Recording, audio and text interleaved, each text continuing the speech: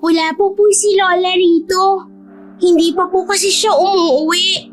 Wala pong gagamot sa kasama niyo. Iha, nangingitim ng asawa ko.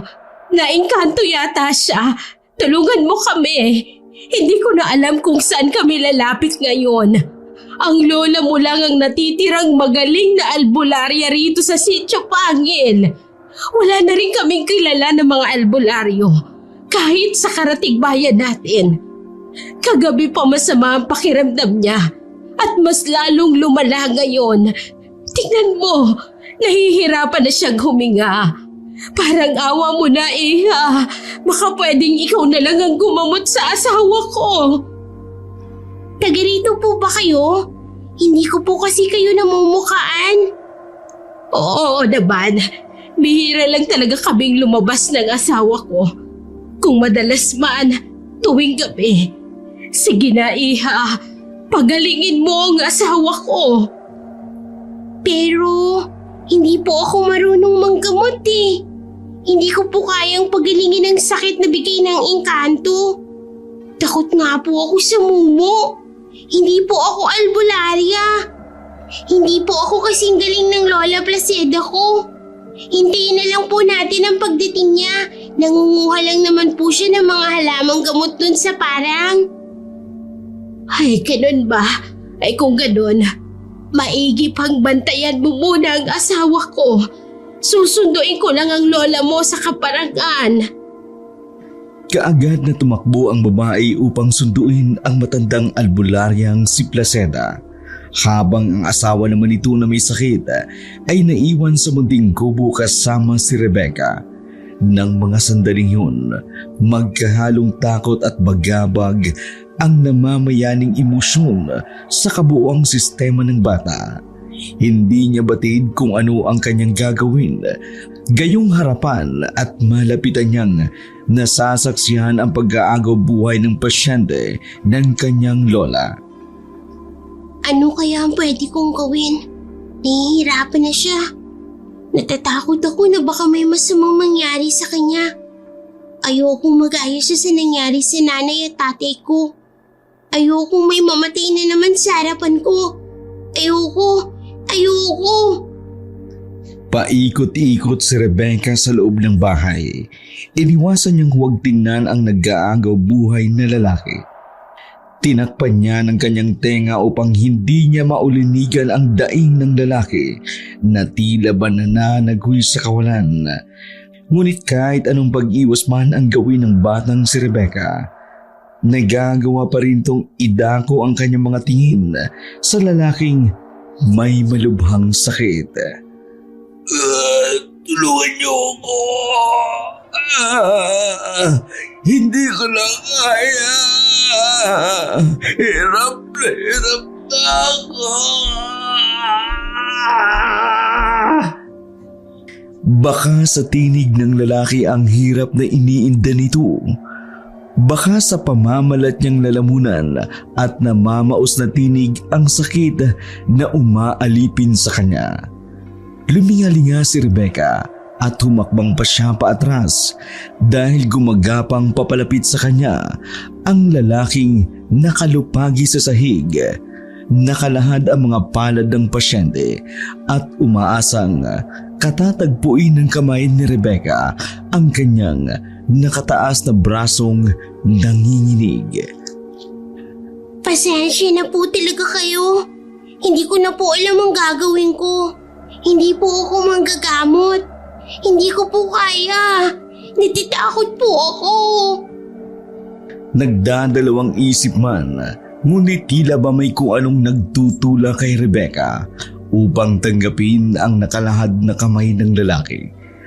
Habang sapu-sapu ng bata ang batok ng lalaking pasyente, ay nanariwang muli sa kanyang alaala ang pagkamatay ng kanyang nanay at tatay. Namatay ang nanay at tatay niya dahil sa isang barang, dahil sa murang edad at kawalan ng dunong patungkol sa pagsugpo ng mga barang. Namatay ang mga magulang ni Rebecca sa mismong mga bisig niya. Isang hinihinalang batikang mambabarang kasi ang bumiktima sa nanay at tatay ni Rebecca. Kaya maging ang albularyong lola ni Rebecca ay hindi naagapan ang pangyayaring yun. Hanggang sa ngayon ay nananatiling palaisipan sa kanila kung sino ang bumarang sa mga magulang ni Rebecca. Ngunit isa sa tinitingnan nilang dahilan ay ang negosyo ng pamilya ni Rebecca. Noong buhay pa kasi ang nanay at tatay nito. Sobrang lago ng bukirin nila at nag-uumapaw ang kalakal na ibinebenta nila sa merkado. Marahil at hindi malabong inggit ang pinag-ugatan ng lahat. Pero kahit ganun pa man, nananatiling mabuti pa rin si Rebecca at ang lola niyang si Placida. Patuloy nilang pinagsisilbihan ang kanilang mga kabaryo bilang mga mapagkakatiwalaang manggagamot. Yun kasi ang habilin ng kanyang namayapang lolo na namatay dahil sa pakikipagtunggalian sa isang aswang. Katulad ng kanyang lola Placida, dating albularyo rin kasi ang kanyang lolo. Hey naku, ano ba talagang gagawin ko? Bahala na nga. Aligagang saad ng bata, sabay baling sa lalaki. Huwag po kayong mag-alala. Tutulungan ko po kayong gumaling. Sa ngalan po ng aking mga ninuno. Sa ngalan din po ni nanay at tatay. Maging ng aking lolo. Manong, tutulungan ko po kayong gumaling. Nagtungo si Rebecca sa munting altar ng kanyang lola Placida.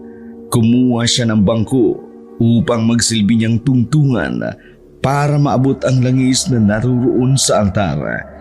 Ginaya niya ang nakagawiang gawain ng kanyang lola. Inilapat niya sa lalaking may sakit ang kanyang mga natutunan. Habang ginagamot ni Rebecca ang lalaki, tila ba may sahimala ang bawat dampi ng palad ni Rebecca sa katawan nito. Hinilot niya ang lalaki at tumagal ng halos 1 oras ang panggagamot niya. Totoo ba ito? Gumagana yata. Mukhang gumagaling na siya. Hindi naglaon ay ganap nang gumaling ang lalaki. Nanumbalik ang dating kulay ng balat nito. Naibsan rin ang sakit ng katawan at hindi rin siya nakararamdam ng panginginig. Maayos rin naman ang kanyang paghinga. Maayos na rin ang nakahigang pasyente. Isang himala. Hindi ka panipaniwala. Paano mong nagawa yun? Hindi ko akalaing marunong ka rin pala manggamot. Ang bata-bata mo pa pero nagawa mo kong pagalingin. Maraming salamat, Iha. Utang ko sa iyo itong buhay ko ngayon. Buong akala ko'y mamamatay na ako. Mabuti na lang. Iniligtas mo ko sa pingit ng kamatayan. Maraming salamat. Hindi ko rin po alam, Manong. Pero masaya ako na gumaling na po kayo. Huwag mo pong iisipin na utang mo sa akin yung buhay na meron ka ngayon. Sa'yo lang naman po ang buhay mo. Pagmamay-ari mo po yan. Kaloob po yan ng Diyos sa inyo. Kaya alagaan mo po. Ay, ang swerte ng mga nakatira dito sa inyo sa Sitio Pangil.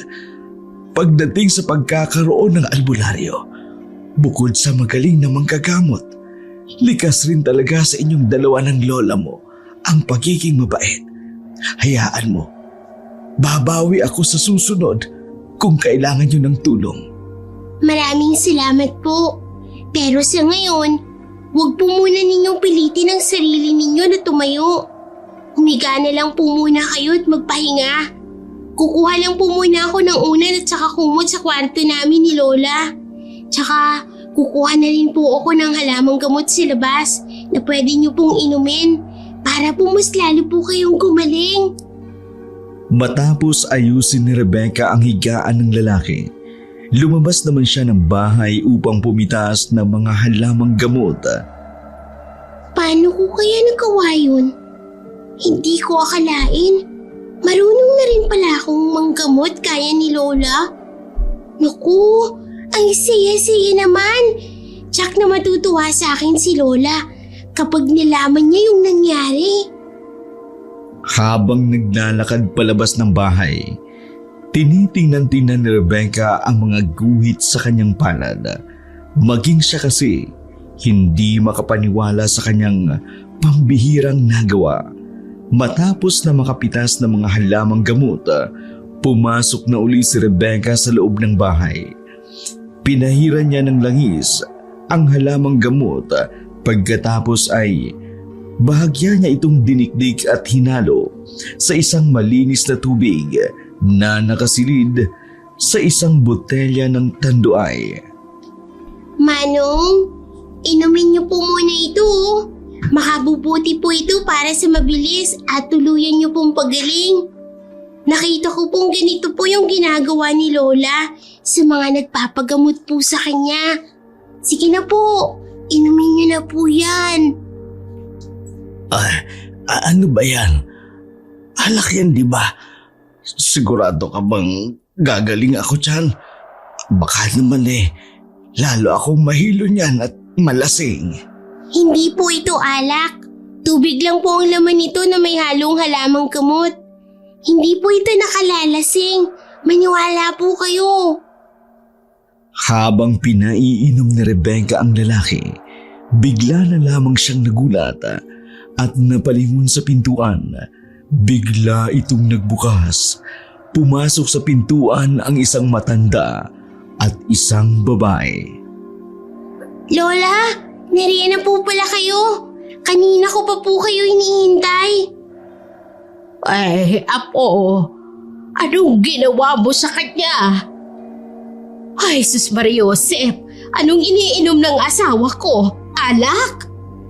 Lola, uminahon lang po kayong dalawa.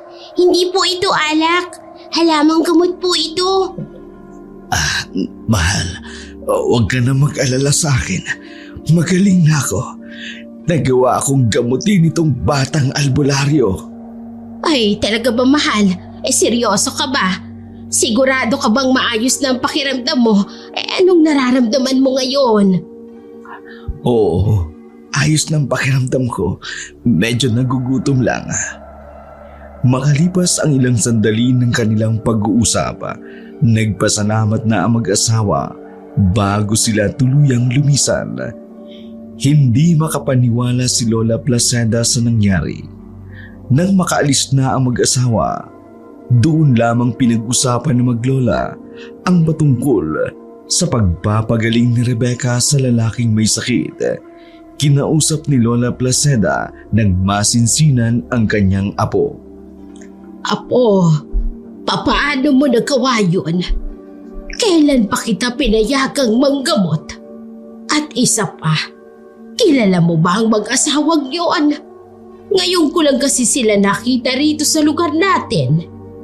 Hindi ko rin po kilala. Doon naman po sa panggagamot, kinaya ko lang po kung paano kayo manggamot, Lola. Lahat po ng napanood at natutunan ko po sa inyo, ginawa ko po kanina para lang po iligtas yung lalaki. Lola, pareho na po tayong marunong manggamot. Alam niyo po, kung nabubuhay lang po sana si Lolo ngayon, tsak, matutuwa po sa akin yun. Apo, hindi libagan ng panggagamot. Ito'y isang malaking gampanin na may kapalit na mabibigat na pagsubok. Layunin ng isang albularyo na gawing kampante ang mga tao sa kabila ng paghahasik ng mga mapangahas na elemento sa ating paligid. Mas lalo tayong gagambalain ng masasamang elemento sa paligid. Mas lalo tayong pag-iinitan ng mga nilalang ng dilim. Bata ka pa, ang dapat na ginagawa mo'y maglaro at mag-aral. Huwag mo muna akong sabayan sa gampaning ito. Ayokong mapahamak ka, kagaya ng nangyari sa lolo mo. Pinatay siya ng isang aswang. Kung mapanganib po ang pagiging albularyo, bakit patuloy pa rin po kayo sa panggagamot, Lola? Ayoko man, pero ito ang huling habili ng lolo mo. Ayaw ng lolo mo na manatiling alipin ng mga nilalang ng dilim. Itong si Tsopangil. kung titigil ako sa pagiging albularyo, tsak na marami na naman sa ating mga kasityo ang mabibiktima ng mga aswang o di kaya'y mga itim na mangkukulam. Ginagawa ko ito upang mapigilan ang pagdanak ng dugo rito sa lugar natin. Ibig ko ring mabigyan ng hustisya ang pagkamatay ng lolo mo. Ganon din ang pagkamatay ng mga magulang mo. Gusto ng lolo mo na may isa sa atin ang magpatuloy sa kanyang gampanin bilang isang albularyo. Hindi naman pwedeng ikaw ang pumalit sa kanya. Bata ka pa, Apo. Pero Lola, kaya ko naman po. Hindi po ako natatakot sa mga nilalang ng dilim. Kahit bata pa po ako, kaya ko pong lumaban. Makinig ka sa akin, Apo. Iniisip ko lang kung anong makakabuti para sa iyo. Ayoko mapahamak ka. Tayong dalawa na lang ang magkaramay. Ikaw na lang ang natitira kong pamilya. Parang awa mo na. Huwag mo kong suwayin, Rebecca. Pero Lola, wala nang pero-pero. Kung ipagpipilitan mo pa rin ang kagustuhan mong yan, ipaampun talaga kita. Napayuko na lamang si Rebecca dahil sa sinabi ng kanyang lola. Malungkot ang kanyang mukha habang binabagtas niya ang daan papasok sa kanyang kwarto. Napailing na lamang si Lola Placida. Kinagabihan, habang mahimbing ang tulog ng matanda, pasimpleng bumangon si Rebecca sa higaan. Maingat siyang humakbang sa kwarto upang hindi siya matunugan ng kanyang lola.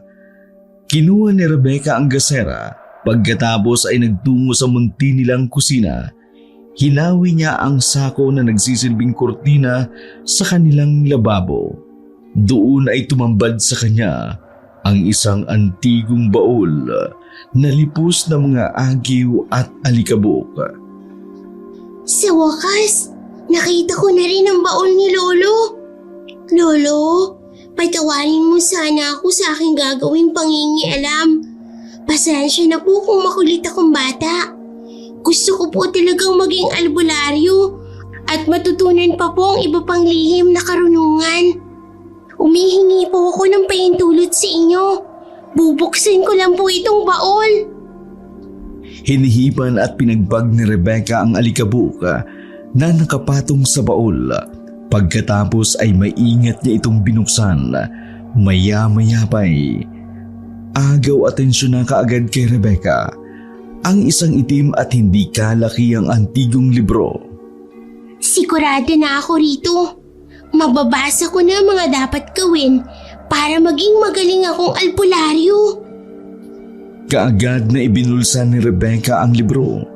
Kinuha niya rin ang kakaibang kwintas na naroon sa loob ng baol. Ang kwintas na yun ay merong kakaibang nakapalawit na trabungko. Isang makinang na bato na animoy hiyas na nagtataglay ng kakaibang hiwaga. Kinuha ni Rebecca iyon. Kinuha rin ni Rebecca ang panyo na noon ay tinali ng kanyang lolo sa ulo. Ibabalik na sana ni Rebecca ang baol sa ilalim ng banggira nang biglang lumiwanag ang isang bagay na nasa baol. Ano kaya yun?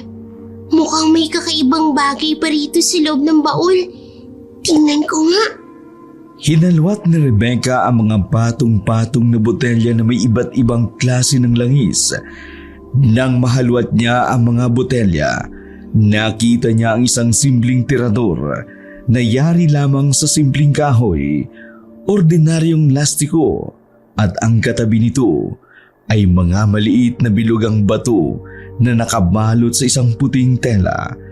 Tila ba may bumubulong kay Rebecca na kunin ang tirador na yun. Laruan to ah. Gusto ko to. Akin na lang po to, Lolo ah. Kung naririnig mo man ako ngayon, akin na lang po yung tirador mo ah. Matapos niyon ay dagling ibinalik ni Rebecca ang baol sa ilalim ng banggira.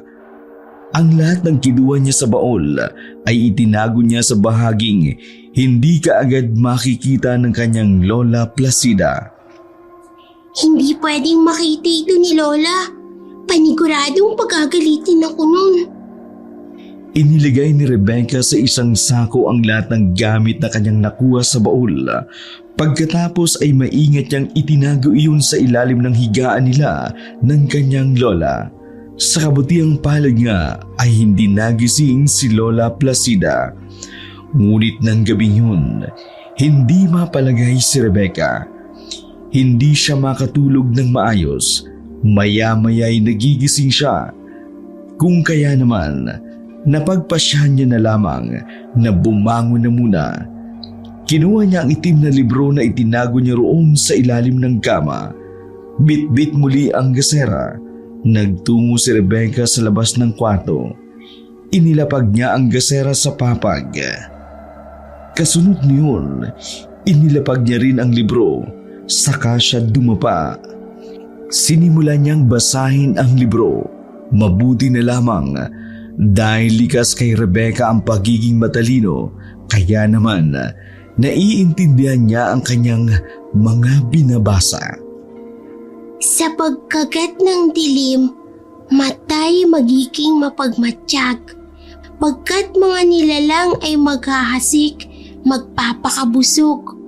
Buhay ang bayat. Pagkabasa ni Rebecca sa nakakikilabot na linyang yun, biglang nag-iba ang timbla ng hangin sa kanyang paligid. Biglang namatay ang apoy sa gasera, kaya naman tiniklop uli ni Rebecca ang libro at mahigpit siyang napakapit dito. Anong nangyayari? Anong meron sa labas? Bakit nararamdaman kong may masamang elemento sa paligid ng aming bahay? Kahit naguguluhan, minabuti na rin ni Rebecca na humakbang palapit sa pintuan. Sumilip siya mula sa isang maliit na siwang upang alamin kung anong meron sa labas. Wala naman palang tao. Wala naman palang aswang. Pinaglalaroan lang ako ng isip ko. Akma na sanang bubuksan ni Rebecca ang pintuan nang bigla siyang pinigilan ni Lola Placida. Huwag mong bubuksan ang pinto. Nandyan sila sa tabi-tabi. Sinasabi ko na nga ba? Masyado kapag hilaw para pakiramdaman ang paligid. Hindi mo man lang nararamdaman ang bigat ng hangin. Ipapahamak mo pa ang sarili mo.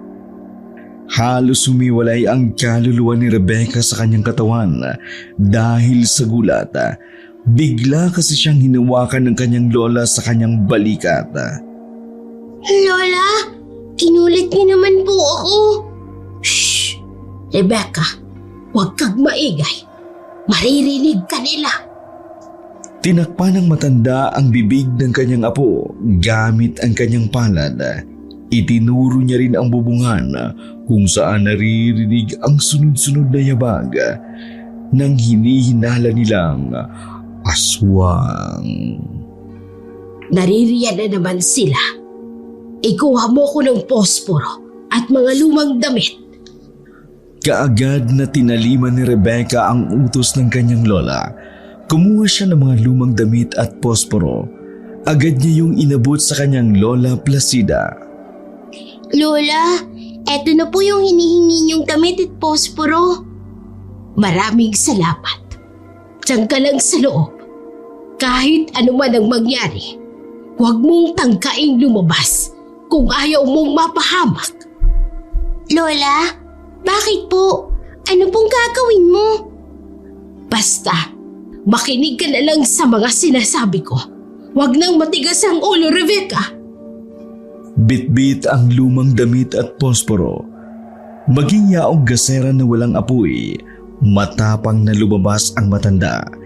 Inipon nito ang mga lumang damit at ang gas naman na nagmumula sa gasera, ibinuhos niya sa kumpul ng mga damit. Pagkatapos ay sinilaban niya ang mga damit. Akma na sana siyang lulundagan ng isang aswang na nasa bubong. Ngunit dahil sa malakas ang siga, natakot ang aswang. Lumundag-lundag ang nilalang papalayo sa lugar na yon. Ang galing mo naman po, Lola. Nagawa mo pong itabo yung aswang. Ang galing-galing mo po talaga. May mga aswang talaga na takot sa apoy. Subalit huwag kang pakakampante kung apoy ang sandata mo. Dahil ang apoy ay pansamantalang sandata lamang na kung saan ay mabilis na nauupos at hindi rin lahat ng aswang ay takot sa apoy. May mga aswang na hindi natatakot dito. Kaya dapat ay meron kang sandata na pangreserba anumang oras o pagkakataon. Opo, Lola. Tatandaan ko po yan. Pero hindi ko sinasabi na pwede ka nang makipaglaban sa mga aswang. Hindi ko sinasabi na pinapayagan na kitang maging isang albularyo. Sinasabi ko lang sa'yo para malaman mo kung anong gagawin mo sa oras na malagay ka sa alanganin. Dali-daling ibinulsa ni Rebecca ang itim na libro sa takot na baka makita iyon ng kanyang lola. Nang mapansin nilang lumamlam na ang apoy sa labas, ay agad silang pumasok sa loob ng bahay at ikinandado ang kanilang pinto. Sige na, matulog ka na dahil maaga ka pang papasok bukas sa paaralan. Opo, Lola. Matutulog na po ako. Matapos ang insidente, kahit paano'y nagawa namang makatulog ng bata. Pagsapit ng umaga, maagang ang gumising si Rebecca at isinilid sa kanyang bag ang lahat ng kanyang gamit na galing sa baol ng kanyang lolo. Balak niya kasing dalhin ang mga iyon sa lugar kung saan man siya mapunta. Siguradong mapapakinabangan ko ang mga bagay nito. Lalong-lalo na itong libreto. Kailangang dalhin ko ito. Sa eskwelahan ko nilang babasahin yung mga nakakubling karunungan sa librong ito. Galak na umalis si Rebecca at nagpaalam sa kanyang lola. Sa eskwelahan, imbis na ituon niya ang kanyang oras sa pag-aaral, iginugol niya ang kanyang oras sa pagbabasa ng mga kaalaman na nakasaad sa itim na aklat. Doon ay marami siyang naunawaan at naintindihan. Kagaya na lamang ng pagdarasal para buksan o buhayin ang isang mutya. Mga simbolo ng iba't ibang katangian ng aswang.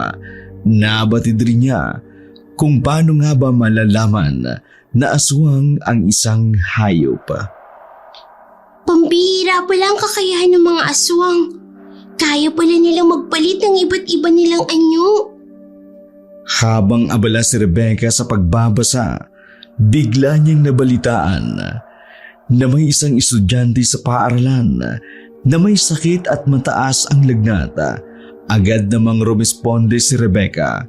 Hinilot niya lang ang estudyante na may sakit at kaagad naman itong gumaling.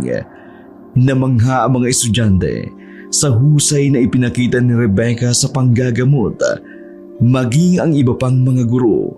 Ang pangyayari yun ay kaagad na kumalat at nakarating kay Lola Placida. Ilang ulit ko bang sasabihin sa'yo? Hindi ka pwedeng sumunod sa yapak namin ng lolo mo. Masyado ka pang bata. Masyadong mapanganib. Tumulong lang naman po ako, Lola. Kawawa po kasi yung isang estudyante. Kahit na, hindi nga pwede. Gusto mo bang maulit yung nangyari kagabi? Lalapit at lalapit sa atin ang mga aswang. Hindi sila titigil hanggat hindi nila tayo napapaslang. Kalaban ang turing nila sa mga albularyo. Dahil kaming mga albularyo lang ang kumakalaban at nagtuturo ng mga pangontra para hindi magtagumpay ang kanilang pananalakay sa mga tao. Naiintindihan mo ba, Rebecca? Naiintindihan mo ba ako? Maaari kang mapahamak, Apo. Pero Lola, gusto ko po talagang maging albularyo. Papaano po kung ito talaga yung nakatadhana sa akin? Hindi niyo po ako pwedeng pigilan. Ang tigas talaga ng ulo mo. Sa oras na may mabalitaan na naman ako, na may napagaling ka, Wag na wag ka nang uuwi rito sa bahay. Maghanap ka na ng iba mong lola. Dahil nga tutol ang lola ni Rebecca, pinilit niyang ihinto ang kagustuhan niyang maging isang mahusay na albularya. Ngunit kahit anong pilit niya mang talikuran ang larangan na yun, paulit-ulit pa rin siyang nahahatak pabalik. Hindi niya magawang pigilan ang kanyang sarili. Isang hapon, habang abala si Rebecca na naglalakad pa uwi galing sa eskwelahan, ay ginabi siya sa daan. At sa kanyang paglalakad, nakarinig siya ng grupo ng mga residente na nagkakagulo. Naghihiyawan ang mga ito habang pinalilibutan nila ang isang malaking puno ng balete. Manong, ano kayang meron dun? Bakit po sila nagkakagulo? Naka, umuwi ka na sa inyo. May aswang daw roon. May aswang daw doon sa puno ng balete. Delikado ang nilalang na yun, lalo na sa mga katulad mo. Ang bata-bata mo pa pero nagpapagabi ka na rito sa labas. Umuwi ka na. Imbis na matakot ay mas lalo lamang ginanahan si Rebecca. Para bang nasa dugo niya ang hindi matakot sa mga aswang. Gusto kong alamin kung may aswang ba talaga ron. Hindi na ako natatakot sa mga aswang. Ibinaba ni Rebecca ang kanyang bag. Una niyang kinuha ang pulang panyo. Itinali niya iyon sa kanyang ulo. Pagkatapos ay sinuot niya ang kwintas na merong trabungko. Maging ang tirador ay sinakbit niya sa kanyang leeg. Bitbit niya rin ng sandaling yaon ang isang botelya na merong langis. Itinapat ni Rebecca ang botelya na may langis sa puno upang alamin kung may aswang talaga roon. Kumukulo ang langis. Ibig sabihin, may aswang talaga sa punyong ito. Natutunan ni Rebecca ang pamamaraan na yun sa librong kanyang binasa. Alam kong may aswang dyan sa itaas ng puno. Lumabas ka ng pangit ka. Kung talagang matapang ka, magpakita ka sa akin. Ilabas mo yung bangis mo. Harapin mo ko. Duwag! Nagtinginan ang mga tao kay Rebecca. Ang lahat ay namangha sa labis na katapangan ng bata. Kinuha ni Rebecca ang kanyang tirador at sinibad niya ang parte ng puno kung saan nakakubli ang aswang. Binalahan niya ang tirador ng bilog na bato at pagkatapos, malakas niya itong binanata. Dahil sigurado na siya na magagawa niyang patamaan ng aswang. Agad nitong binitiwan ang goma ng tirador. Pumaimbulog ang bato patungo sa mga nagsasalimbayang mga sanga at tagumpay na napatamaan ni Rebecca ang aswang. Naghiyawan ang mga tao nang makita nila na bumulusok ang aswang sa damuhan. Akma pa sana nilang uhulihin ang nilalang, subalit nakatakas na ito. Lumundang ito palayo sa maraming tao. Labis na kinilabutan at nataranta naman ang lahat ng nakasaksi sa nasabi ng eksena. Ang iba sa kanila ay nagpulasa na, habang ang iba naman ay nagtipon para ipagpatuloy ang kanilang pag-uusisa. Sayang, hindi ko siya napuruhan. Ay, anong oras na nga pala? Kailangan ko nang makauwi ka agad. Gabi na. Ako, lagot ako kay lola nito. Mabilis na tumakbo si Rebecca pa uwi, pero bago ang lahat, ibinilik niya ang kanyang mga gamit sa loob ng kanyang bag upang hindi siya mapagalitan ng kanyang lola. Pagpasok niya sa loob ng kanilang bahay, ay kaagad siyang kinumpronta ng kanyang lola. Saan ka galing na bata ka? Hindi ba'y hanggang 4:00 lamang ang uwian ninyo?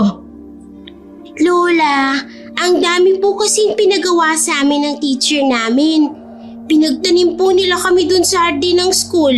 Tapos, ang dami rin pong nilinis sa paaralan.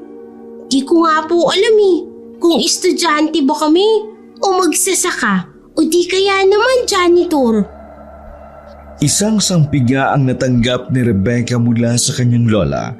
Wala kasing kaalam-alam si Rebecca na may nakapagsabi na kay Lola Placida patungkol doon sa aswang na nandoon sa puno ng balete. Hindi kita pinalaki para maging sinungaling.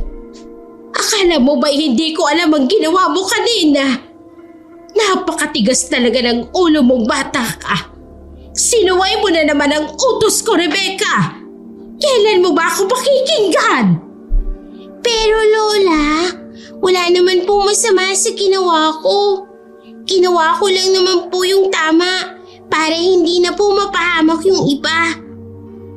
Sabihin na nating walang masama sa ginawa mo. Pero paano kung nabaliktad ang sitwasyon? Paano kung ikaw naman ang naisa ng aswang? Lola, ikaw na po mismo ang nagsabi sa akin na ang pagiging albularyo ay tungkol sa paggawa ng tama sa ikabubuti ng mga kabaryo natin.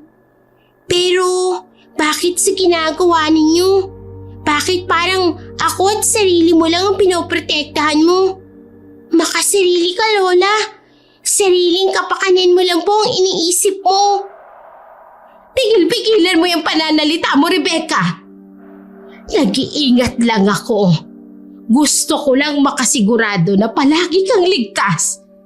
Hindi biro ang mawala ng mahal sa buhay. Hindi lang ako isang beses o 2 beses na nawala ng mahal sa buhay.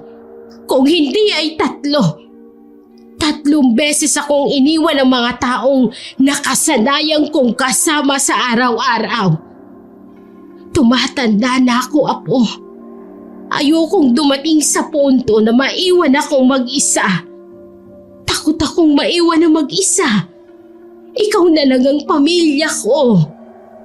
Nakita ng matanda ang goma ng tirador na nakalabas ng konde sa bag ni Rebecca. Ano yan? Ano to? Kaagad na hinablot ng matanda ang tirador at laking gulat nito nang malamang yun ang tirador na gamit ng kanyang asawa. Sa lolo mo ito, hindi ba? Huwag mong sabihin pinakialaman mo ang baul niya. Ikaw talaga, Rebecca. Ang kulit-kulit mong bata ka. Hinablot ng matanda ang bag ng kanyang apo. Nang buksan niya ang bag, doon tumambad sa kanya ang mga gamit noon ng kanyang asawa. Patawad po, Lola. Hindi ko po kasi napigilan ng sarili ko na pakialaman yung mga gamit ni Lolo. Gusto ko po kasi talagang maging isang mahusay na albularyo. Gusto ko pong maging manggagamot at tagapagtanggol ng mga tao. Gusto ko po kayong gayahin, Lola. Katakot-takot na sermon pang muli ang inabot ni Rebecca sa kanyang lola. Kinuha ni Lola Placida ang lahat ng gamit at ibinalik niya iyon sa baol. Pagkatapos noon, pinagplanuhan niyang ilibing ang baol. Mapapahama ka lang kung pakikialaman mo pa ang mga gamit ng lolo mo. Hindi ito makakatulong sa'yo. Malalagay ka sa alanganin. Maniwala ka sa akin, Apo. Problema lang ang maidudulot nito sa'yo. Lola, ano pong gagawin mo sa baon ni Lolo? Saan mo po yun dadalhin? Ililibing ko na ito roon sa gitna ng gubat. Dito ka lang sa bahay. Huwag mo kong susundan, Rebecca. Sayang naman po, Lola. Huwag mo na pong ilibing yung mga gamit ni Lolo. Akin na lang po yan. Diyan ka lang. Subukan mo lang na huwag sumunod sa akin. Malilintikan ka talagang bata ka. Ipinagpatuloy ng matanda ang kanyang paglalakad patungo sa kagubatan habang si Rebecca naman ay naiwan sa loob ng bahay. Naruroon siya sa may pintuan, malungkot na tinatanaw ang pumapalayo niyang lola. Kaya ko namang ipagtanggol ang sarili ko eh. Bakit kasi takot na takot lagi si Lola na mapahamak ako? Sana matanda na lang din ako. Eh di sana, hindi niya ako pipigilan na maging isang ganap na albularyo. Sana malaya na ako ngayon na gawin yung mga bagay na gusto ko. Isang umaga, habang mag-isang naglalakad si Rebecca papasok ng eskwelahan, may nakita siyang itim na pusa na lumihis sa kanyang unahan. Tumawid ang pusang itim patungo sa gubat. Pusang itim? Nararamdaman kong isang aswang yun. Nagaan yung pusa lang. Dahil umaga na. Nabasa ko yun sa libro ni Lolo. Kayang gayahin ng mga aswang ang mga hayop. Sinundan ni Rebecca ang pusang itim na sumuot sa gubat. Sinuong ni Rebecca ang gubat. Nasaan na kaya yun? Hinanap niya ang pusa hanggang sa nakita niya itong naruroon sa di kalayuan. May kinakalkal ito mula sa kumpul ng mga tuyong dahon. Nandiyan ka lang pala ha? Hindi mo ako matatakasan. Inihanda ni Rebecca ang kanyang bag. Binuka niya ito at unti-unti siyang naglangad papalapit sa pusa. Dahan-dahan lamang ang kanyang bawat paghakbang upang hindi siya mapansin ng pusa. Nang matansya niya ang layo ng pusa, agad niya itong hiduli gamit ang bag. Huli ka! Akala mo matatakasin mo ko. Hindi mo ko matatakasin na aswang ka. Hindi ka na makapambibiktima pa ng mga tao dito sa Sitio Pangil. Mahigpit na tinalian ni Rebecca ang bag upang hindi makawala ang itim na pusa. Pagkatapos niyon, saka siya nagmamadaling tumungo sa paaralan. Huwag kang gagawa ng ingay ron sa school ha. Kung gagawa ka ng ingay, lalagyan ko ng asin at bawang ang loob ng bag ko. Sakto, asin pa naman ang ulam ko ngayon. Nang marating ni Rebecca ang paaralan, agad siyang sinalubong ng grupo ng mga estudyante. Itinulak siya ng mga ito at tinukso. Hoy bata! Hindi ba ikaw yung tumira doon sa aswang dati? Ang pagkakaalam namin, apo ka ni Tandang Placeda, yung mangkukulam. Ay hindi, aswang pala! Aswang ang lola mo! Hindi aswang ang lola ko. Isa siyang alpularia. Aswang siya! Aswang ang lola mo! Aswang! Huwag mo sana'y tatanggi! Apo ka ng aswang! Pinagtawanan si Rebecca ng mga bata at pagkatapos ay hinablot nila ang bag ni Rebecca. Wag! Delikado yan. Huwag niyong pakialaman yan. Bakit? Ha? Bakit? Bawal ba? Dahil ba may hilaw na karne dito? Siguro may baong ka rito ng puso ng tao, no? Tinanggal ng batang lalaki ang tali sa bag. Pagkatapos ay tumawa ito matapos siyang makita ang isang pusang itim. May pusa? Ano gagawin mo rito sa pusa? Siguro kakainin mo to, no? Aswang ka talaga! May lahi talaga kayong aswang! Hindi nga ako aswang. Hindi kami aswang ni Lola. Siraduhan mo na yung bag ko. Huwag mong pakawalan yung pusa. Aswang yan. Kapag pinakawalan mo yan, makapampipiktima na naman yan ng tao. Muling nagtawanan ang mga bata dahil sa sinabi ni Rebecca. Ano pinagsasabi mo? Paano naman magkakaroon ng aswang ngayon? Yan ang liwanag ng paligid. Takot kaya ang aswang sa araw. Biglang tumalon ang pusa palabas ng bag. Lumundag ito patungo sa mukha ng batang lalaki. Dahil doon, nakalmot ng pusa ang mukha ng batang lalaki. Mula sa magkabilang pisngi, paibaba sa liig, sa dibdib, sa tiyan, at paibaba sa paanan ng batang lalaki. Nasira ang uniforme niya dahil sa kuko ng pusa. Naalarma ang mga guro dahil sa narinig nilang sigaw ng batang lalaki. Sandali nilang sinuri ang kalagayan ng bata. Nang matiyak nila ang kaligtasan nito, saka lamang sila napabaling kay Rebecca. Sinabihan nila ito na huwag magdadala ng alagang pusa o anumang alagang hayop sa loob ng paaralan. Teacher, hindi ko naman po kasi alaga yung pusang yun. Aswang po yung pusang yun. Hinuli ko lang po para hindi na makapambiktima. Ay naku, Rebecca. Ano bang pinagsasabi mo? Huwag mong ibintang sa pusang yon ang tunay na katauhan ng lola mo. Hindi mo kami basta-basta malilin lang dito. Ano po bang ibig niyong sabihin, teacher? O ano, ha? Magtatanga-tangahan pa ba kayo rito? Hindi niyo ba naririnig ang mga pinagsasasabi nila tungkol sa inyo? Ha? Nasawang ang lola mo. Ha? Hindi ba totoo naman? Wala pong katotohanan yan. Hindi po aswang si Lola. Isa po siyang normal na albularya. Wala po siyang ginagawang masama. Walang naniniwala sa mga sinasabi ni Rebecca. Ang iba sa kanila ay nagtatawanan pa, habang ang iba ay nagsisimula na rin sa kanilang pagbubulong-bulungan.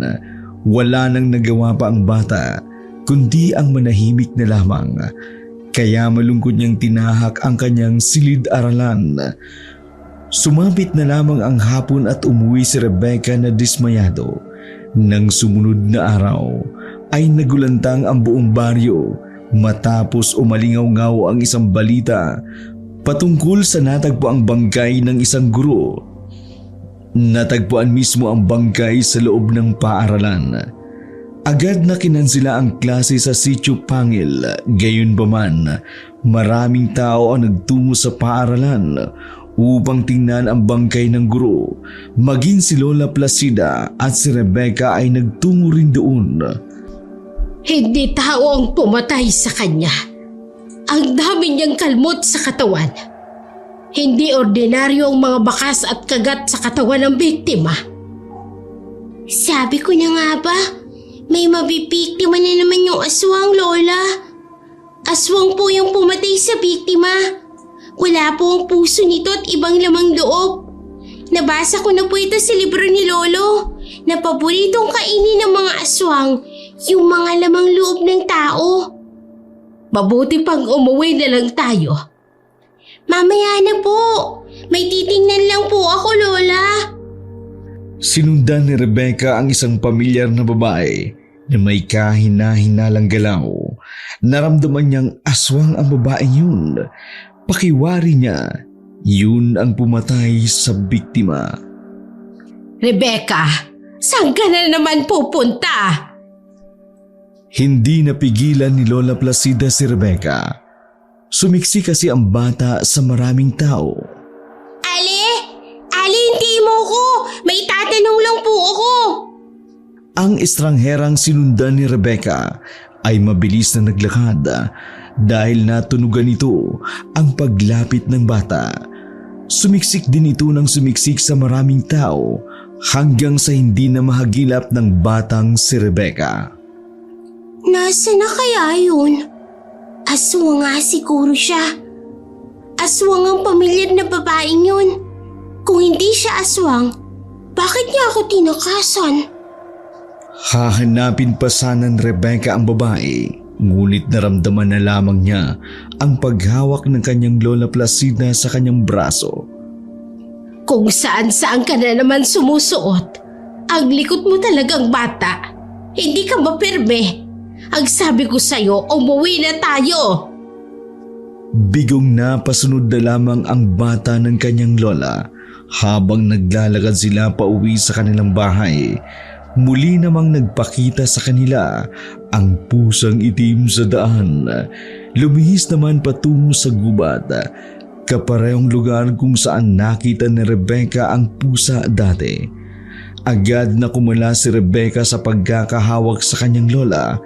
Hinablot niya ang bayong na dala ng matanda, saka siya tumakbo patungo sa gubat kung saan sumuot ang pusang itim.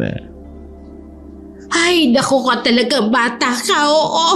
Ano na naman gagawin mo? Sumilip-silip ang matanda sa kanyang apo na sumuot sa gubat. Maya-maya lamang bumalik na si Rebecca.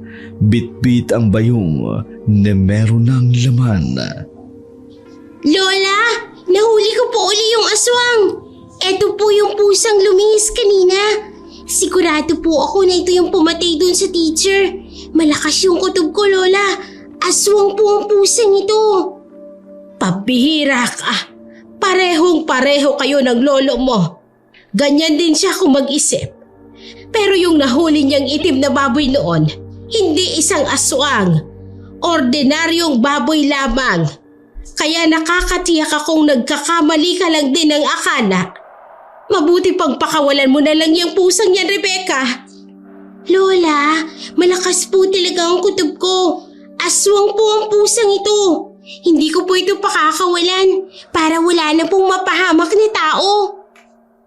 Walang nagawa si Lola Placida kung hindi hayaan na lamang si Rebecca sa mga ginagawa nito. Pinayagan niya ang apo na dalhin ang pusa sa kanilang bahay.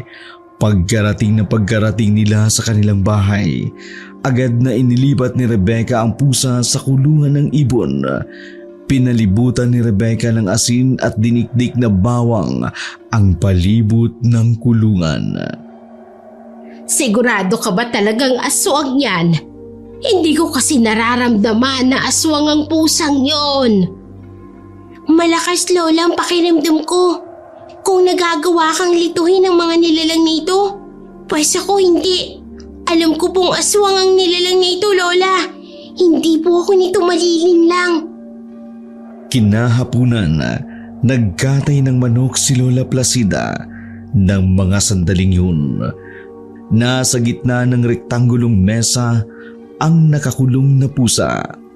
Habang pinatutulot na sinasahod ng matanda ang dugo ng ginigilitang manok, nagpupumiglas ang pusang itim.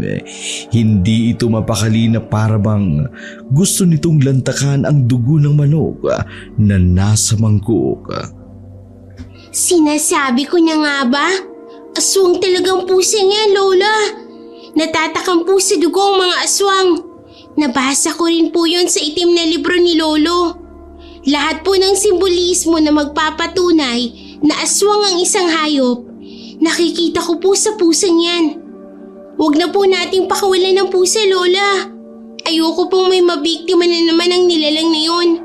Baka kung magkataon, tayong dalawa naman ang sunod na pipiktimahin yan. Ganyan din ang sinabi sa akin ng lolo mo noon. Ay huwag kang mag-aksaya ng oras sa ligaw na pusang yan. Makabubuting pakawalan na lang natin yan. Lola, hindi po talaga pwede. Aswang nga po ang pusang ito. Maniwala po kayo sa akin. Bakit hindi nyo kasi suriing maiki? Hindi ko pag-aaksayahan ng oras sa bagay na yan. Tabang hinala ka lang, Rebecca.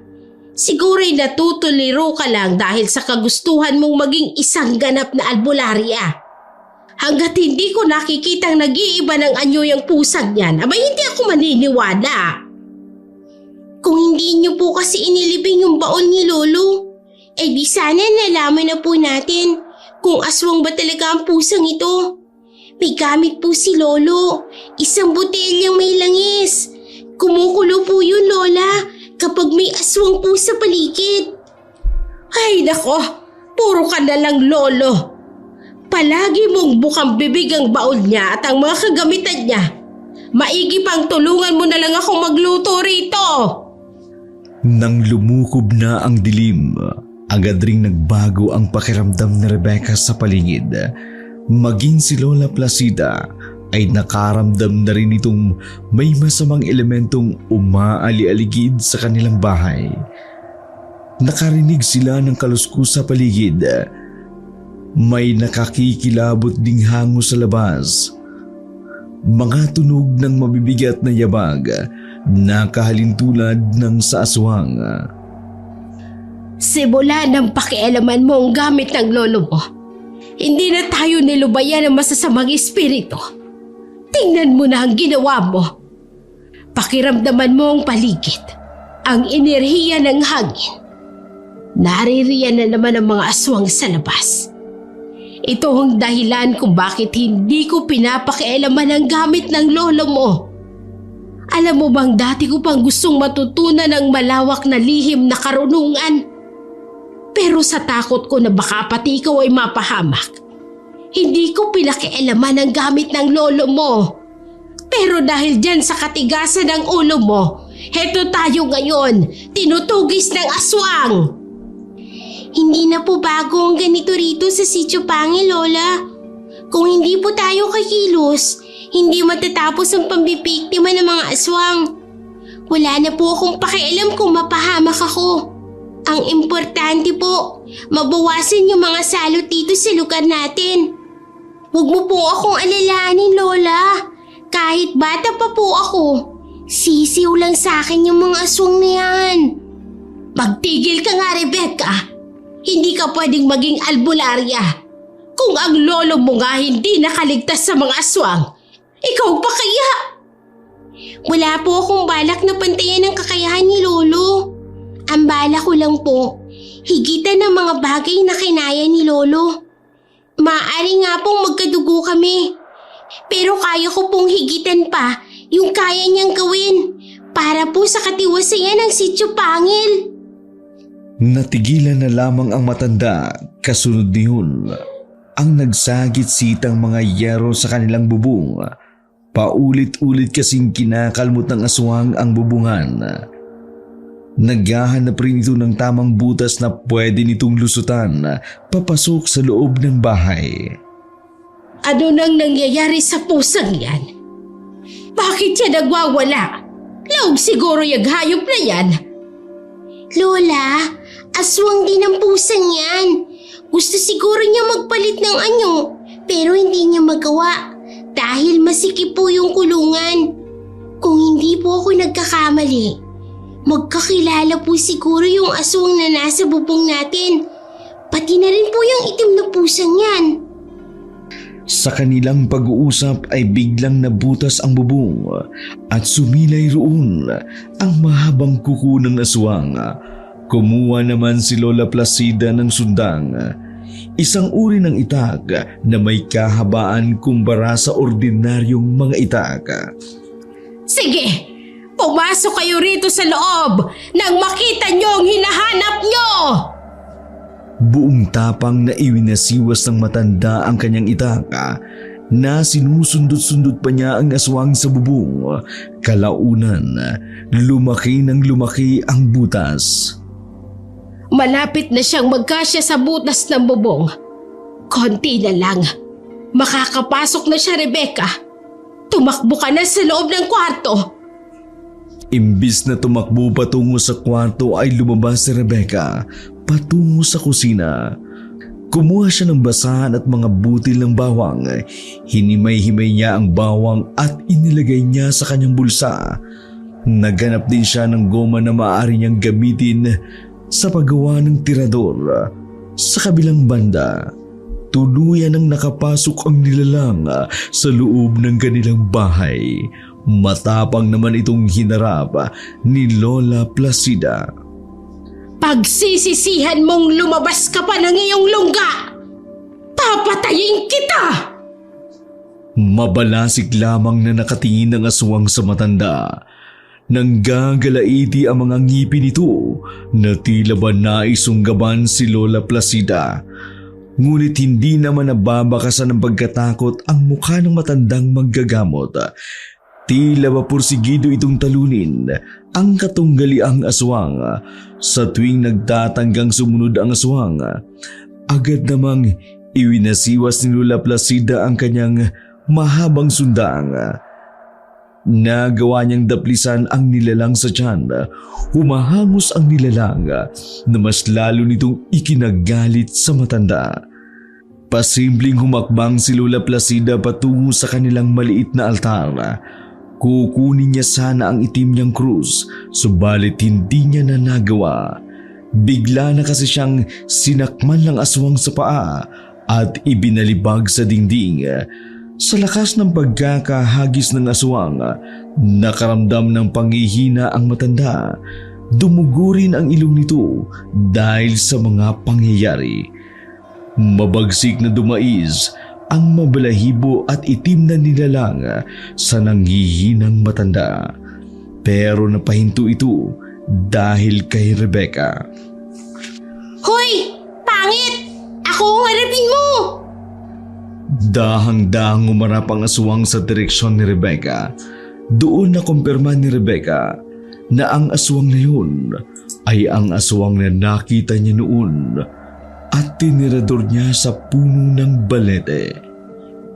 Ikaw na naman? Kumusta ka na?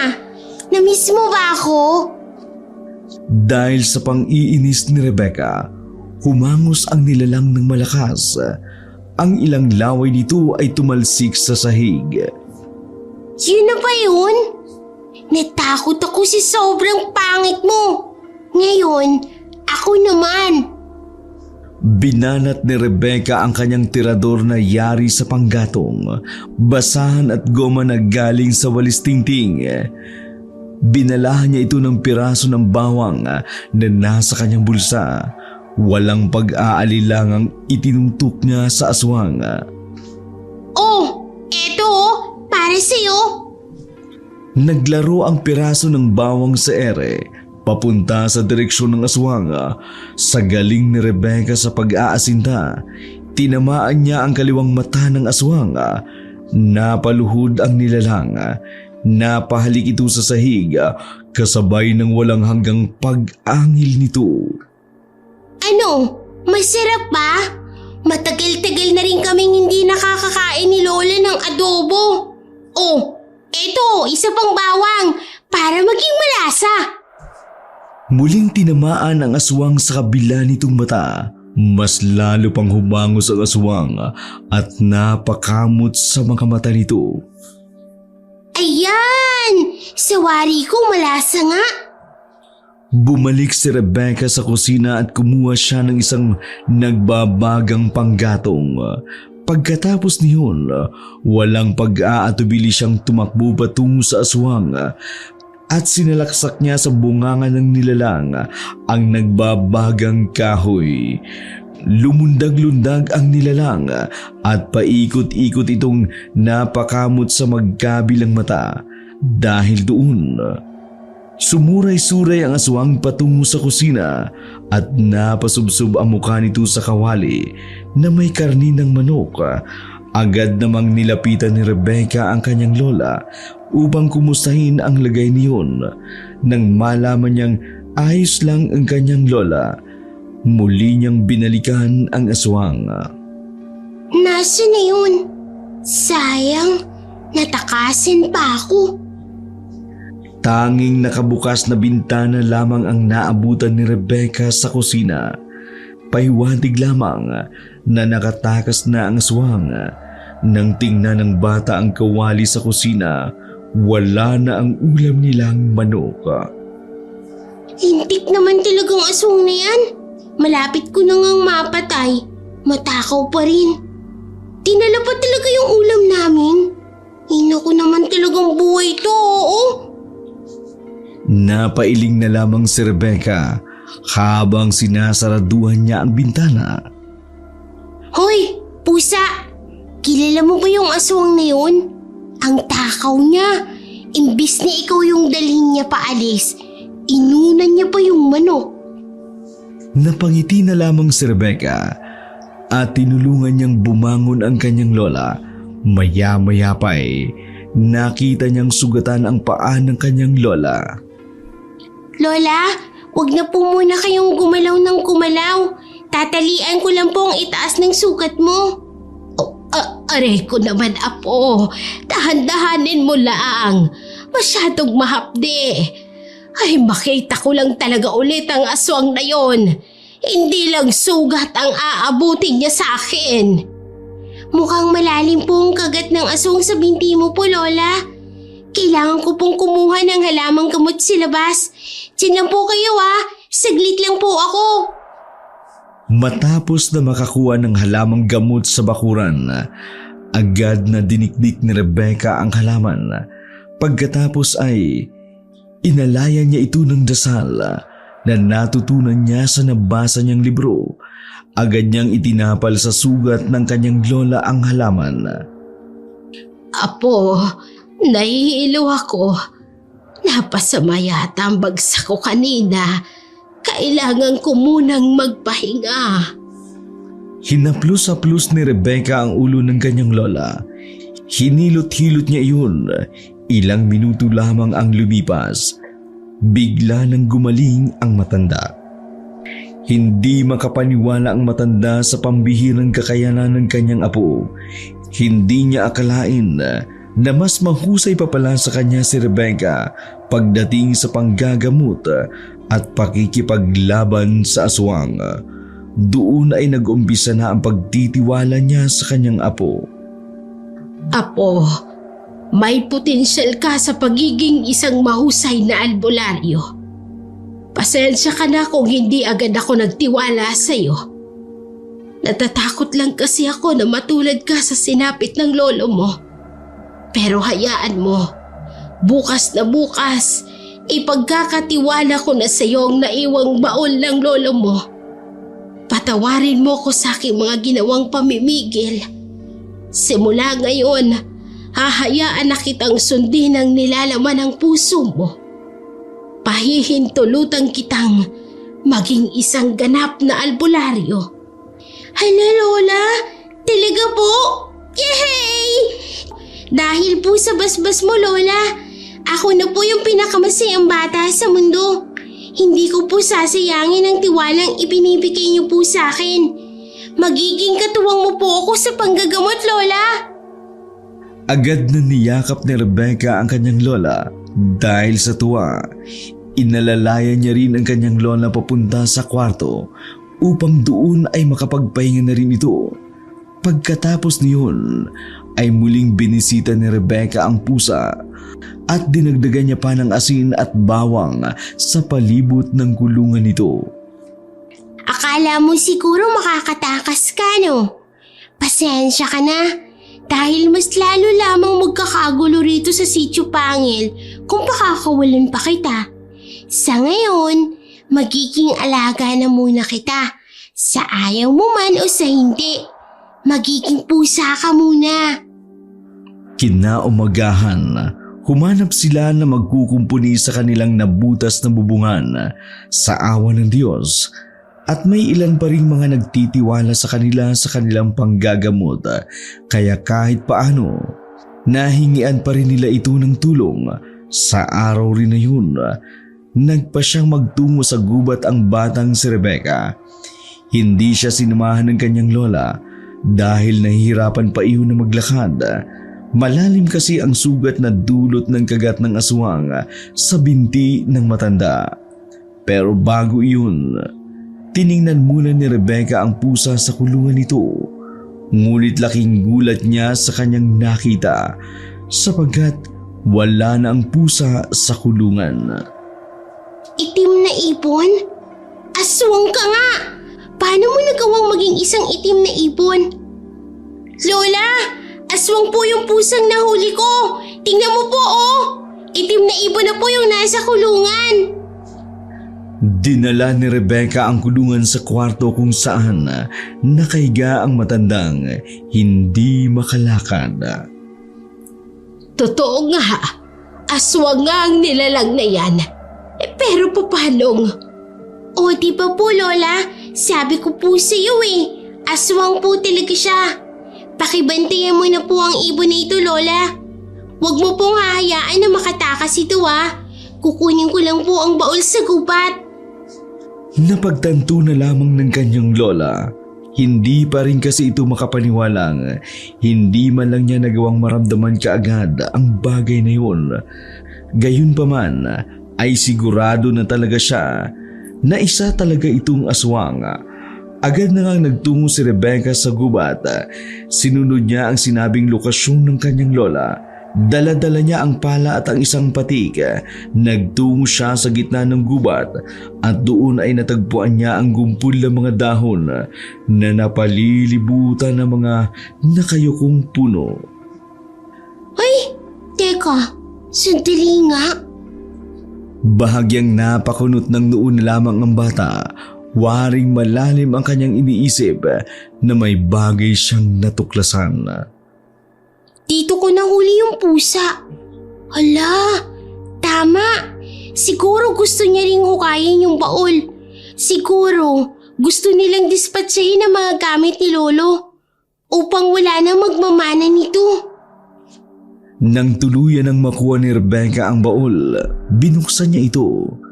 Bahagyang lumiwanag ang laman ng baul dahil eksaktong nasa tapat ito ng katirikan ng araw. Itinali ni Rebecca ang itim na panyo sa kanyang ulo. Muli niyang isinuot ang kwintas ng may makinang na trabungko. Muli niyang isinukbit ang tirador sa kanyang liig. Gusto niya sanang kunin ang buntot ng pagi, pero hinayaan niya lang muna ito sa loob ng baul. Akma na sana siyang tatayo nang biglang nag-iba ang ihip ng hangin sa paligid. Hala, sandali nga. Ano kaya nangyayari? Tila ba nagkaroon ng pansamantalang bumawi sa lugar, ngunit kaagad ring itong nawala. Nagulantang na lamang si Rebecca nang makita niya ang tuwid na mga puno. Hindi nakayuko ang mga ito. Hindi maiwasan ni Rebecca na marahuyo dahil sa mga nangyari. Siguro nga'y nagpapahiwatig lamang iyon na siya ang tagapagmana ng kanyang lolo. Kaagad na kinaladkad ni Rebecca ang baul pauwi sa kanilang bahay. Habang naglalakad si Rebecca palapit sa kanilang bahay, ay biglang kumulo ang langis na nasa botelya. Paiwatig lamang ito na may aswang sa loob ng kanilang bahay. Habang dumadais siya sa kanyang bahay, palakas ng palakas ang paggulo ng langis. Nang si Rebecca ay tuluyan ng makapasok, mas tumindi ang paggulo niyon. Mas lalo pang lumakas nang itapat ni Rebecca ang langis sa itim na ibon. Nang makita iyon ng kanyang lola, nakumpirma rin ito na tama nga ang hinala ng kanyang apo. Tama ka nga, Apo. Ang galing mo talaga. Ang bata-bata mo pa'y pero ang galing mo na bilang isang batang albularyo. Piruin mo, nadaig mo ako kaagad. Paano mo ba nagawa yun, Apo? Hindi ko nga rin po alam, Lola. Basta malakas lang po ang pakiramdam ko. Siya nga po pala, Lola. Papatayin po ba natin ang aswang na ito? Wag na muna. Mukhang may pakinabang pa siya sa atin. Kayo pong bahala, Lola. Ay, shit, mahihiga na muna ako rito ulit. Medyo masama rin kasi ang pakiramdam ko. Mukhang kailangan ko munang magpahinga. Gagamutin po kita, Lola. Hindi na, Apo. Pahinga lang naman ang kailangan ng katawan ko. Gusto ko lang naman na matulog.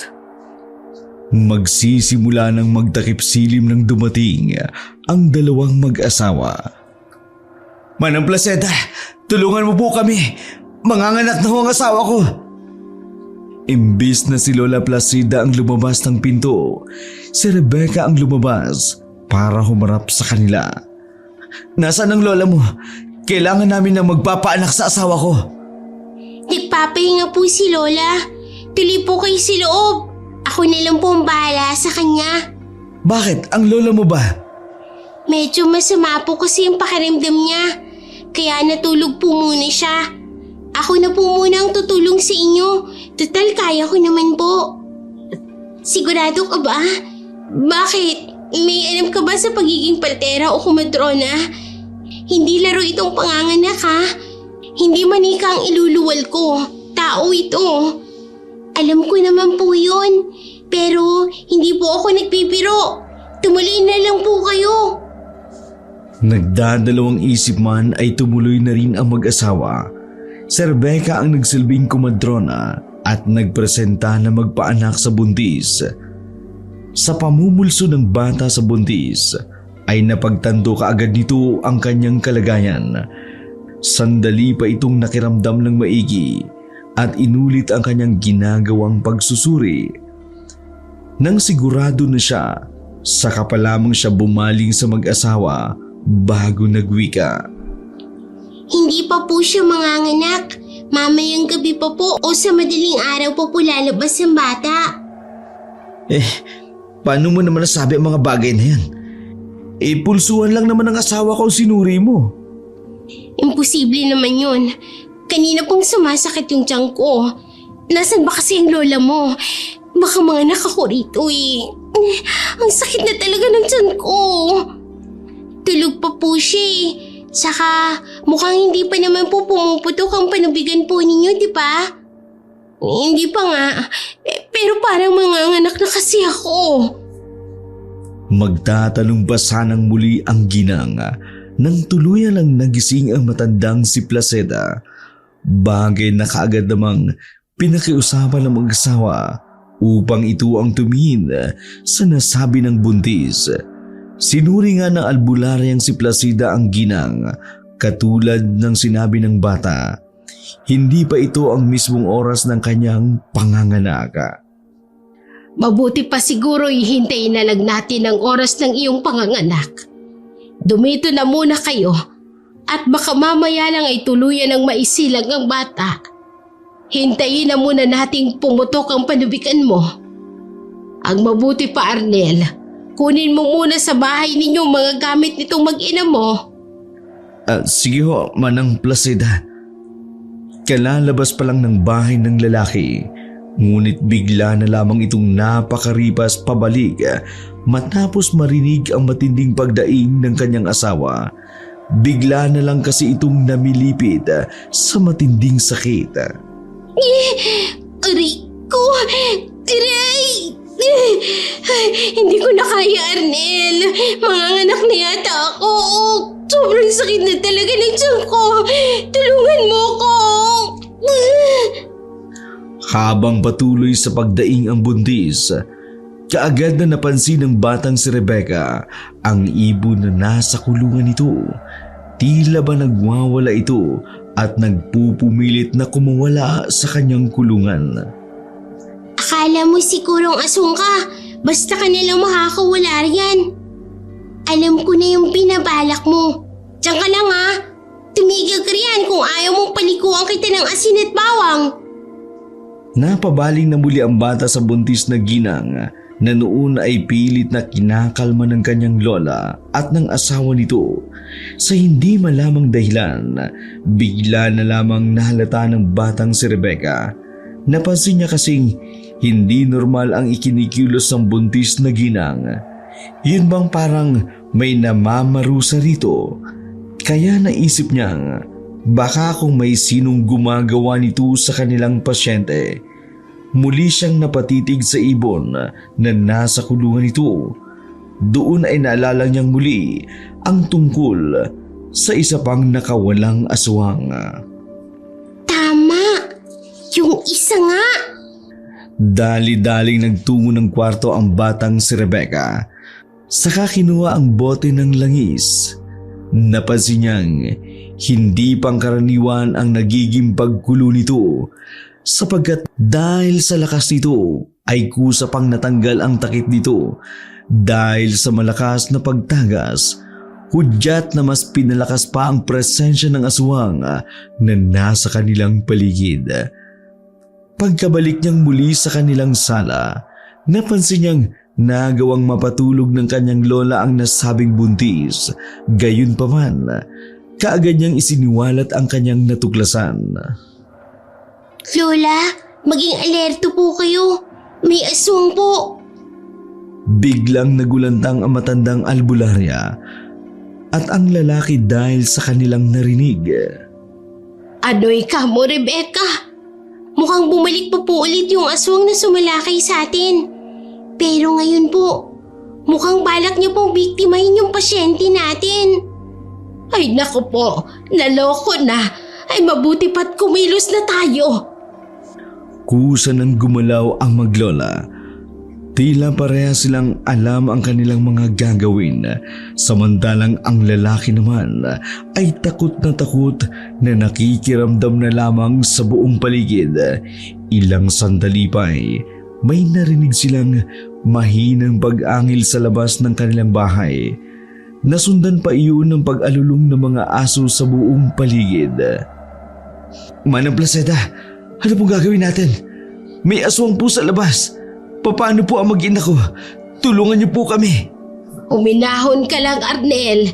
Kami nang bahala rito. Basta bantayan mong maigi ang asawa mo. Oo nga po, kami na pong bahala ni Lola. Base sa mga reaksyon ng pananalita ng maglola, nabatid kaagad ng lalaki na totoo ang kanilang mga sinasabi, kaya wala itong nagawa kundi ipagkatiwala na lamang sa kanila ang kaligtasan ng kanilang mag-ina. Matapos magsunog ng tela ng batang si Rebecca, kaagad nitong hinamon ang aswang na nasa labas ng kanilang bahay. Abat, ang tapang mo talagang pangit ka. Sige, pumasok ka rito. Titiradurin talaga kita. Kasunod sa pagwika ng bata, ang malakas na pag-angil sa labas ng kanilang bahay. Mas lalo pang nagwala ang ibon na kanilang ikinulong sa kulungan. Waring gusto nitong kumawala. Makalipas ang ilang sandali, panandali ang kumalma ang kanilang sitwasyon. Kaya inisip nilang baka nagdadalawang isip lamang na sumalakay ang aswang. Manang Placida, wala na po ang aswang. Ligtas na po ba tayo? Sana nga, Arnel. Hindi po, Lola. Muling bumalik po sila. Lumalakas po ulit yung kulo ng langis. Anak ng putya talaga, oo. Abay, pinipikon talaga ako ng aswang na yan. Magpapatuloy pa sana sa pagsasalita ang matandang albularya. Ngunit pare-parehas na lamang silang natigilan matapos nilang marinig ang malakas na kalabog mula sa kusina ng kanilang bahay. Pareho silang napatayo at nagdikita na lamang ang maglola dahil batid nilang tuluyan ang nakapasok ang aswang. Bagay na hindi nga sila nagkamali sapagkat buong tapang na humarap sa kanila ang isang kagimbal-gimbal na nilalang.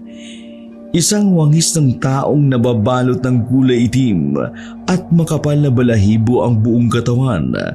Samantalang nagbabaga naman ang mga mata nito habang patuloy namang naglalaway ang kanyang malaking bibig na may matutulis na pangil. Bahagyang napaatras na lamang ang dalawa nang tunguhin ng aswang ang kulungan ng kanilang ibon. Lola, mukhang pakakawalan niyo po yung nahuli kong aswang. Ano pong gagawin natin? Hindi naman tumugon ang matanda sa kanyang apo. Sa halip, seryoso lamang itong nakatitig sa mga ikinikilos ng bagong dating na aswang. Ang lalaki namang si Arnel noon ay nangangatal na napapikit na lamang habang nagdarasal, bunsod ng sobrang takot. Gagamitin na sana ng batang si Rebecca ang kanyang tirador upang asintahin ang aswang, subalit kalmadong pinigilan lamang siya ng kanyang lola. Nang tuluyan ang makalapit sa kulungan ng bihag na ibon na aswang, ay biglang napangisi ang matandang albularya, bagay na naguluhan naman ang batang si Rebecca. Nagulat na lang ang bata nang hagisan ng maraming asin at bawang ng kanyang lola ang aswang. Sinadya pala nitong hindaying mabaroon ang aswang upang hindi na nito magawa pang makakilos habang ginagawa niya ang kanyang mga plano. Sa makatuwid, ginawang pain ng kanyang lola ang aswang na nag-anyong ibon, kaya hindi niya na ito binalak pang patahin. Kaagad namang matapos matuklasan na isa nga itong aswang. Sa kabutiang palad naman, matagumpainghang nasukol ng albularyang si Placida ang aswang, bagay na sinamantala naman ito upang daluhungin ang namimilipit sa sakit na aswang. Walang awa niya itong pinagtataga sa iba't ibang parte ng kanyang katawan. Matapos iyon, saka pa lamang nito sinunod na patayin ang aswang na nasa kulungan. Natulala na lamang ang batang si Rebecca dahil sa ginawa ng kanyang lola. Hindi niya sugat akalain na haharapin niya at masasaksihan ang ganong kabrutal na tagpo sa pagitan ng kanyang lola at ng dalawang aswang. Dahil na rin sa matinding eksena, natulala lamang ang lalaki. Lola, ligtas na po tayo. Nakatulala na lamang ang albularyang si Placida habang tinitingnan ang dugoang bangkay ng napatay niyang mga aswang. Kaya nag-aalalang napatanong sa kanya ang batang si Rebecca. Lola, ayos lang po ba kayo? Walang pasubali, bigla na lamang naglandas ng luha ang kanyang lola. Doon ay napagtanto kasi nitong sa wakas nagawa niyang maipaghiganti ang kanyang namayapang asawa. Sapagat ang napatay niya palang aswang ay ang aswang mismo na pumatay rin sa kanyang asawa. Pare-parehas na lamang silang nataranta sa muling pagdaing ng buntis na ginang na noon ay kagigising lamang. Kaya pansamantala muna nilang ibinaling ang kanilang atensyon sa panganganak nito hanggang sa ligtas ngang naisilang ang isang malusog na sanggol na lalaki. Maraming salamat po, Manang Placida. Maraming salamat din sa iyo, bata. Utang namin ang aming buhay. Maraming salamat po talaga sa inyo. Kahit may aswang, hindi niyo po kami nagawang pabayaan. Iniligtas niyo po kami ng anak namin. Salamat po talaga. Pagsapit ng umaga, napuno na nga ng mga taong bayan ang bahay na maglola. Sa kanilang pag-uusisa, natuklasan nilang lahat ang mga kaganapan. Halos hindi sila makapaniwala sa kanilang natuklasan at mga nadatnan. Sa kabila ng masakit na salitang ipinukul sa matandang si Placida, nanatili lamang itong matatag at ginawa ng mahusay ang kanyang tungkulin upang matugunan ang mga taong nangangailangan.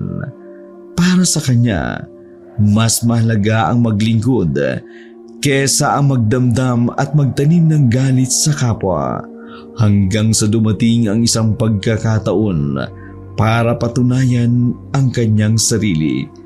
Sapagkat ang mag-asawang iyon ay naging patunay sa matinding kabayanihan at kabutihan na ginawa ng maglola.